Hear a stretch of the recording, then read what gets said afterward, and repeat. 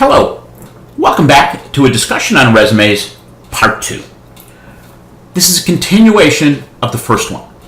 The first two are basics. This is what's getting you through the gate, okay? And you got to pass through another number of gates, so to speak, to get an interview. So the first one we talked about is your contact information, credentialing. The next two we're going to talk about are experiences and college activities. Let's start with experiences. Employers are looking for a set of skills. We've talked about that. Don't assume you know what those skills are. Research the company, research the job.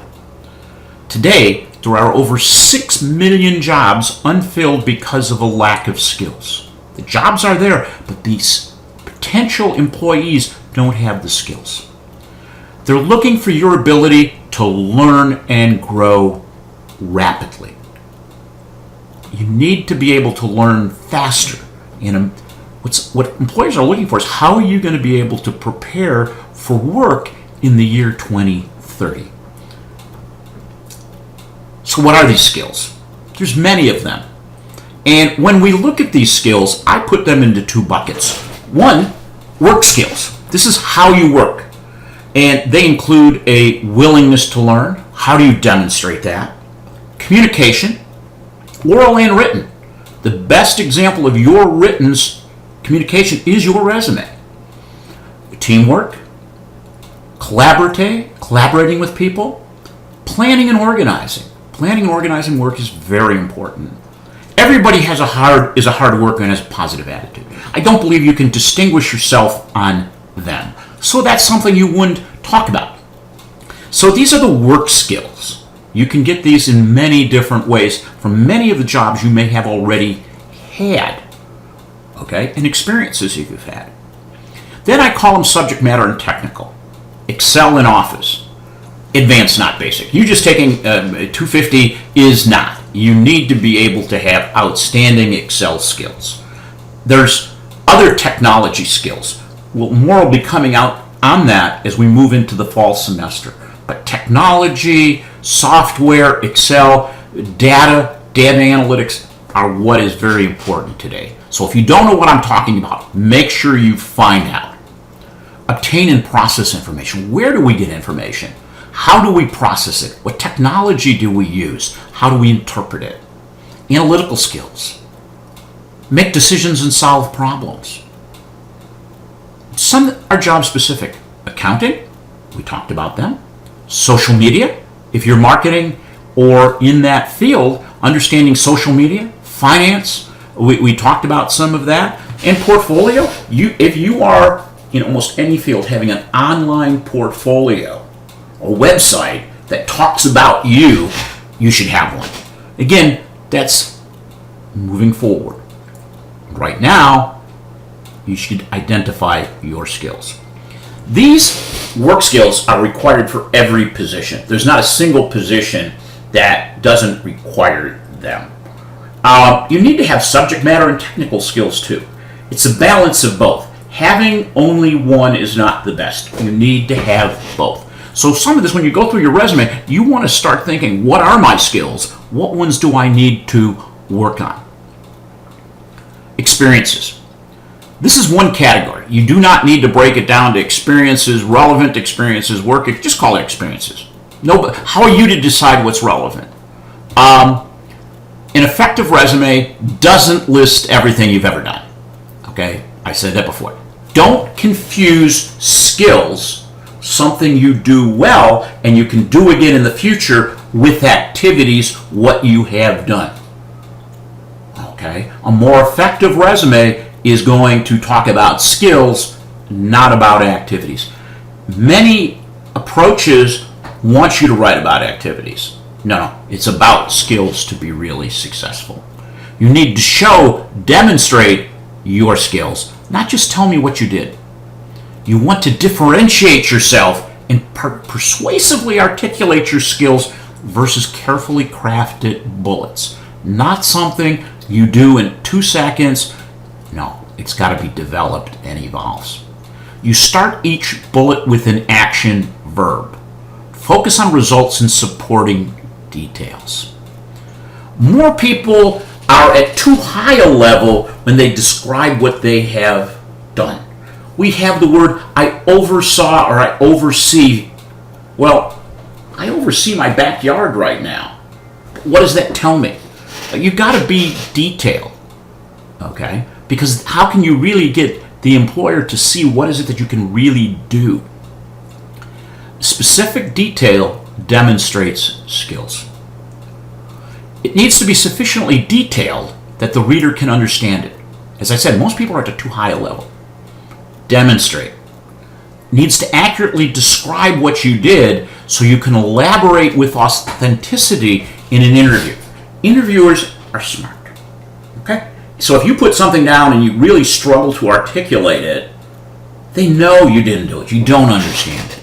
So you want to set it up so the discussion is very focused. The strongest resume statements describe your skill level through accomplishments and experience. What should you include? The key things. You don't need to list everything. Don't just describe what you did, but quantify it as appropriate. Use a specific example. Helps people understand. Combine where appropriate into one sentence. Sometimes you'll have 3 bullets talking about the same thing. Read and reread what you wrote. Does it state the obvious, or does it give the reader something meaningful? Everything you've done is relevant, okay?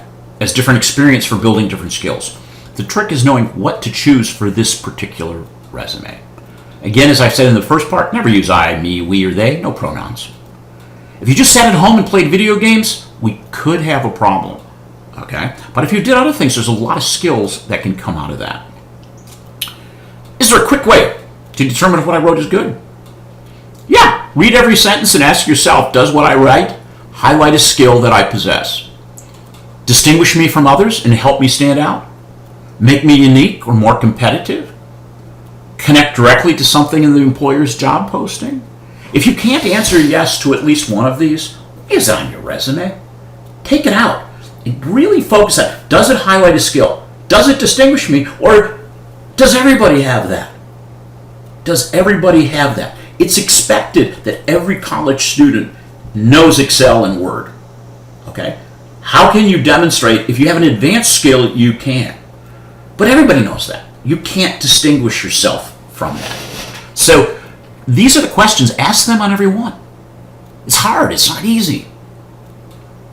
Let's start with some typical jobs to give you an example. Camp GENESEO, summer camp counselor. You could say worked at a summer camp. Better would be planned, organized, and implemented activities for 28-year-old boys in residential camp. Think about what that's telling the reader. Think about that for a moment. The skill the reader could come into your mind and say, oh, wow. Next line could be, resolve conflicts between campers and made a strong connection with parents. Again, that's about a skill. Communication, problem solving, resolving conflicts.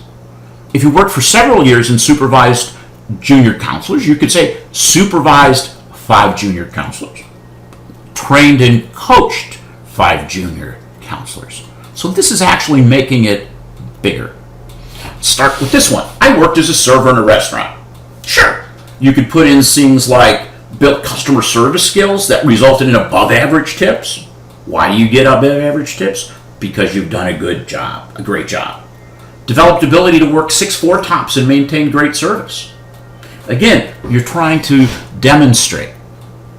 I did a previous internship. I prepared tax returns, learned how to use amazing tax software, and prepared progressively more complex returns. By the end of the tax season, completed 50 tax returns. See how it's very specific. The person knows you learned the software, progressively more complex. How many? I did a previous internship where I did worksheets and models. Well, what'd you do? Utilized Excel macros to import 5,000 data items from Telemed, then developed a model using pivot tables and what-if analysis. Okay, these are the details that are demonstrating your skills. Another common one. You ran a cash register in retail and helped customer questions. Better. Just think of these. Completed transactions at 99% accuracy. What are you telling the reader? Exceeded scanned items per minute targets by 30%. Assisted customers through produce recommendation and product information. Effectively communicated with the team to meet food safety standards. Identified customer needs and made suggestions to meet those. Solve customer problems. So you got to be able to, even if it's something that you think is very simple, these are very important. These are skills. You use Microsoft Excel and eMoney software to create a summary of annual monthly returns for client accounts. Analyze portfolio based on the risk tolerance. Use Riskalyze to develop solutions. Utilize data, build models, use qualitative and quantitative. Prepared pitches, evaluate pitches. Develop social media strategies for small companies and demonstrating increasing customer engagements through Google Analytics or Facebook Analytics. Self-driven to meet and exceed monthly goals. Enhance the appeal of window and in-store displays. Build Excel models. Utilize discount cash flow. Prepare functional and economic analysis for cross-border transactions. Be specific. Trained and coached and manage performance of 5 servers. Assign daily responsibilities. Planned and implemented recreational programs. Resolve. Communicate it. Okay, so that's the things we're going to do. Here's things not to do. Don't self-evaluate yourself by using averages. Okay? Excellent communication skills. No. Just tell me how you communicate it. Amazing Excel skills. No. Tell me what you used. First-rate written communication skills. That's your resume. Thorough understanding of, no. What did you do? Well-developed. No. Solid. No. Okay? So that's experiences. So you look at what you did, but think about the skills. Think about the skills. Rate your skills. Rank your skills. Look at them. What are the firms looking for? Okay? And then we move on to the last piece, which is college activities. And some of the skills can be demonstrated what you did in college. Professional fraternities. If you participated in the Gold program, participated in blank non-credit worksheets on leadership, community teachwork, others if you needed it. Okay? What is that telling us? Non-credit. You went above and beyond. So if you want to talk about teamwork, this is a way of doing it. Did you get any scholarships? Putting that in there. I participate in a lot of campus activities and community service. How could I share that? The first thing is, do you have room? They may be nice, but they should not displace related experience or skills. How are you addressing the employer's need by including the activity? And can you fit them on your resume? You want to show that you're well-rounded. Okay?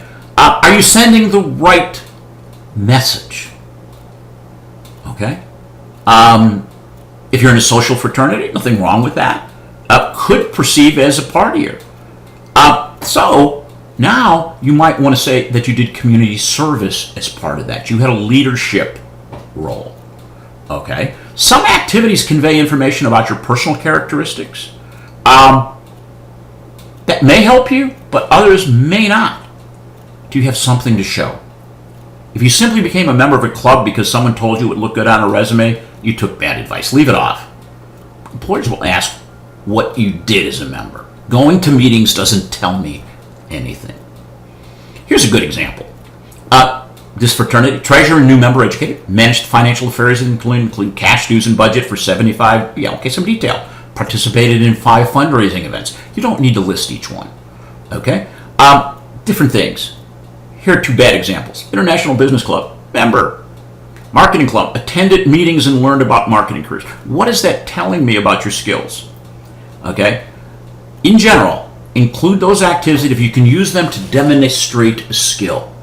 Leadership, management skills, financial skills, ability to raise funds, accomplishments, special achievements. If you're unsure, simply ask. What do you got to do next? 1, create your unique resume. Start by identifying the job you would like and find a posting. What are the skills needed? What skills do you have that make it right for you? How are you going to communicate those skills? You've already done part 1 and 2. Now, develop your educational, you've done that, your experience. Consider activities and opportunities that will enhance value in the future. Read it out loud to yourself and someone else. Review it with me. Career Services. Continually improve. Next steps. Just go out and do it. And your resume is a living, breathing. We continually learn and development. This continuous learning is important because we learn new things, we learn new skills, we develop our skills. If you have any questions, please contact me, boyd@geneseo.edu, or Career Services. We're both here to help you be successful. Please let us know if you have any questions.